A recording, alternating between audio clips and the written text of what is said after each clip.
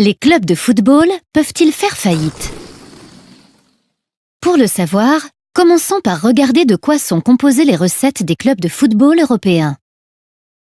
10% sont constitués par la billetterie, 30% correspondent au sponsoring et au marketing. En effet, certaines marques sont prêtes à payer cher pour être associées à un club.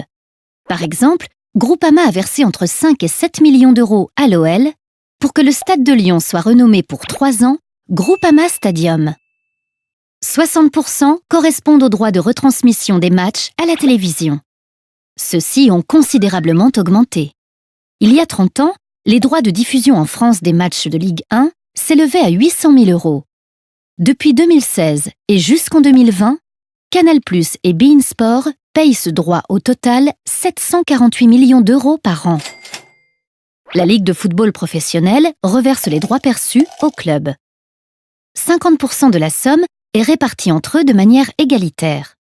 Les 50% restants sont redistribués en fonction de leurs performances sportives et de leur notoriété.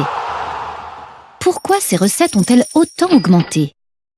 D'abord, parce que les clubs sont obligés d'accroître leurs recettes pour pouvoir continuer à acheter des joueurs notamment. En effet, depuis 2012, l'UEFA interdit aux clubs de dépenser plus que ce qu'ils ont gagné lors de la saison écoulée.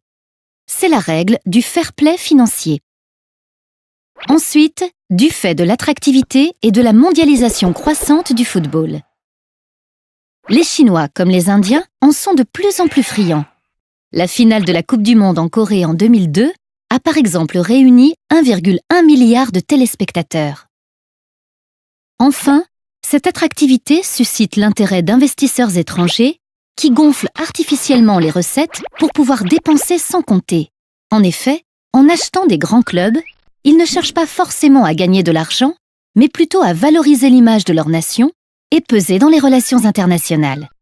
On parle de soft power. Le PSG a ainsi été racheté par l'émir du Qatar et le Milan AC par des investisseurs chinois. Cependant, même si les recettes augmentent, la très grande dépendance des clubs aux droits télé rend ce modèle économique fragile. En effet, les chaînes de télévision pourraient se retrouver en difficulté financière car elles imposent des tarifs pouvant décourager les téléspectateurs. Ils sont de plus en plus nombreux à s'en détourner et à privilégier le streaming ou les retransmissions dans les bars.